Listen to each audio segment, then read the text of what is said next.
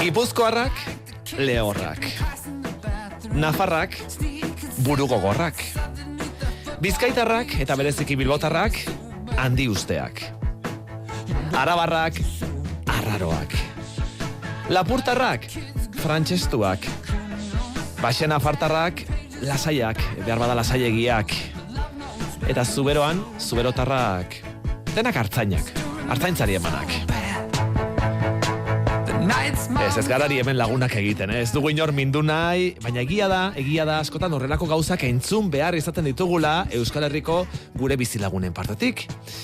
Nork ez ditu inoiz entzun? Aurreiritziak, estereotipoak. Askotan uste dugu kontu horiek ja gaindituta daudela, beste garai batekoak direla, zaharronak, adinekoenak behar bada, ezta? Esango dute boomerrenak, esango dute batzuek. Baina gazten artean ere nola ikusten dute iparraldea hegoaldekoek? Eta nola ikusten dute elkar esate baterako arabar, bizkaitar, gipuzkoar edo nafarrek? Mantentzen dira aurreiritzi horiek? Elkar ezagutzen dugu? Badakigu zer gertatzen den eta nolakoak diren Euskal Herriko lurralde guztiak? Galdera horiek erantzuteko Eusko Ikaskuntzak esperimentua egin du. Irati Azkue, Eusko Ikaskuntzako kidea, egunon? Kaixo, egunon guztioi. Bai, begira, 18 eta 30 urte bitarteko 30 laguneko gazte talde bat erkatu dugu, komunean dituzten esparruetaz solasteko aritzeko. Horietako 10, Araba, Bizkaia eta Gipuzkoakoak dira, beste 10 Akitania Berrikoak eta beste 10 Nafarrokoak. Bada gauza bat argi dago. Errealitate desberdinak bizi dituzten gazte kuadrilla anitza aurrez aurre direla mugaz gaindiko eremu bat partekatuz. Hain zuzen ere, gazteak mugaz gaindi proiektua du eskuartean Eusko Ikaskuntzak eta dagoeneko eman ditu hainbat urrats. Eta esperimentu horretan parte hartu duten gazteetako bidira, Julen Insausti Iruindarra eta Iban Larrandaburu Baionarra. Egunon bikote! Bai, egunon. Zer moduz, ondo? Bizki ongi. Ongi, ez da? Aizu Julen, nola ikusten dira Iruñetik Euskal Herriko gainerako lurraldeak? Bueno, pixkat desberdinak, igual, pues, frantsesak pixkat hori, arraroak ikusten dugu, baina, bueno, beti Euskal Herria polita da eta guztopa. Esan duzu frantsesak, beraz, iparaldekoak frantsesak dira zuretzat, ez da? Edo baitzat, ale ikusten dugu. Bai, bueno, a ver, igual, bai. Kultura arrotz bat desberdina agian. Bai, hori seguro. Julen, zenbat urte dituzuzuk? Ni hogei. 20 urte dituzu, ezta? Eta, tira, esperimentuan parte hartu aurretik ezagutzen zenituen Euskal Herriko gainerako lurraldeak, zer berri zenuen beraien gandik? Eta beraien jendean gandik? Bai, bueno, batzutan, Baionan egon naiz, eta ere, Donibane Luizunen ere, eta, pilota jolasten eta hori, eta beti, lurralde horiek oso politak ikusten dira, baina jendea igual tratu gutxiago, eta, jende atorra da, eta, bueno, hori, igual frantsesak direnez, baina jende oso majoa. Eta Iban, Baionatik nola ikusten da Hego Euskal Herria? Depende, egan nezalke, ari ere askorentzat, Donostia adibidez oso ongi identifikatua dela festarentzat, batez ere.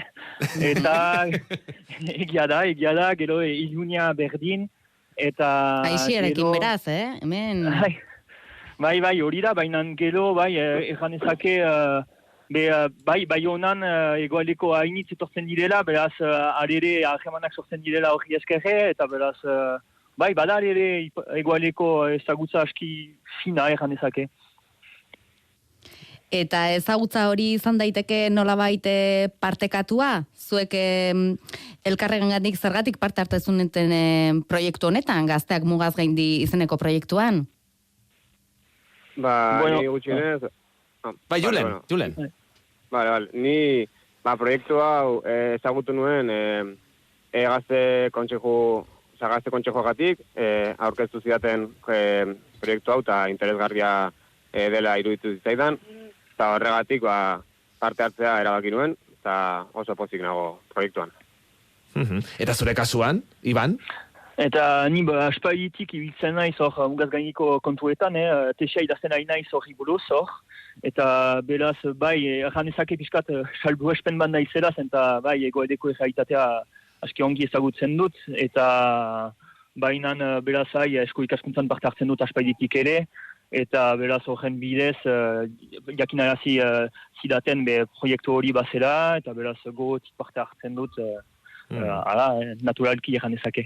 Eta zure inguruan esan duzuzuk ja sobera ezagutzen zenuela hegoaldea, lanketa horretan aritzen zarelako, ez da mugaz gaindiko kontuetan aritzen zarelako, baina zure inguruan zure inguruari erreparatuta, esango zenuke hasieran aipatu ditugun aurreiritziak, bai, ambulantziari pasatzen utziko diogu, hasieran aipatu ditugun aurreiritzi horiek gazteen artean ere nabarmentzen direla, esango zenuke, oraindik ere mantentzen dira?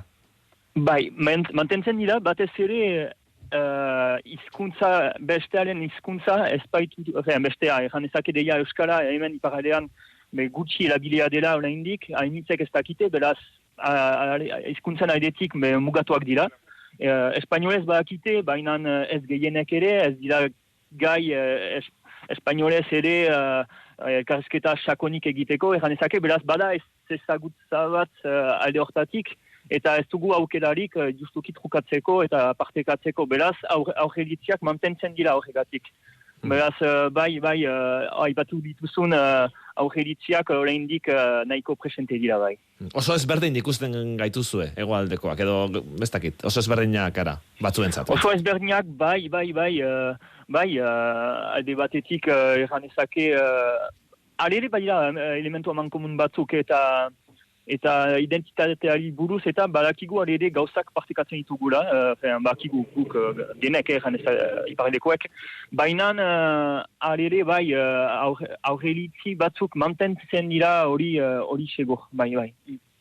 Egia da, topaketetan, ja, izan zarete, pare bat ekitalditan, urtarrilean, otsailean, Iruñan izan zineten urtarrilean, elkarren ezagutza eta estereotipoak landu, zain zuzen Gorkak abia puntu, eta inorra serretu gabe ari hartu duena, otsailean... Hori zen asmoa behintzat. Bai, ez da. Baionan hizkuntza eta kultura komuna, orain aipatzen ari garena, agian elkartzen gaituena eta elkar ulertzeko bide laguntzen gaituena. Martxoaren 24an beran gazten ongizateaz, lana eta etxebizitza zarituko zarete, eta proiektuan bertan elkartu zaretenean ere, egonda horrelako figura bat nolabait, elkar ulertzera edo elkar laguntzen ulertzeko lagundu zaituztenak, hizkuntza ere izan daitekelako batzutan batzen gaituna eta beste batzuetan urruntzen gaituena, ezta? Bai, susurlariek bazeuden, eta horiek pertsona frantsesa, gaztelania eta euskara zekien hiru hizkuntzak, eta haiek denon batean ulertzeko oso importantak ziren, eta hori taldeetan susurlari bat zegoen, eta hor laguntzen zuten denok Elkar ulertzen, ez da, xuxurlaria ze polita hitz hori, xuxurlatu egiten digun pertsona hori, ez da, eta elkar ulertzera garamatzana. Tira, proiektuan parte hartzen ari zarete, dagoeneko iratik aipatu duen bezala, lanketa hasita dago, ja saio batzuk eginda daude. Badago zerbait harritu zaituztena, edo zer ikasi duzue, zerbait azpimarratu beharko bazenute, Iban, ikasi duzuen horretatik, zer azpimarratuko zenukete? Zer da behar bada gehien harritu zaituztena, edo gehien ikasi duzuena? Bueno, nik esaten non bezala, hor aspalditik mugazgainikoan hor ibiltzen naiz, eta beraz, nik banituen nile aurreritzi propioak, zenta egunero hortan ibiltzen naiz, eta beraz nile aurreritziak eraiki nituen, eta hor, aski interesgarria zen, zenta gazte gehienak ez ziren mundu hortakoak, eta beraz, alere, susurlarien bidez eta susurlariei esker, nezake, lortu dugu, eta hori da behar gehienik ahitu ninduena, da alere naiz eta hizkuntza ez menpelatu batzutan, susurlariei esker, lortu dugu zerbait ekoiztea elgarrekin, elkar ulertzea, lortu dugu zinez gauza amankomun bat sortzea, eta hori bizki positiboki ikusi dut, eta plazer egiten doa hortatik.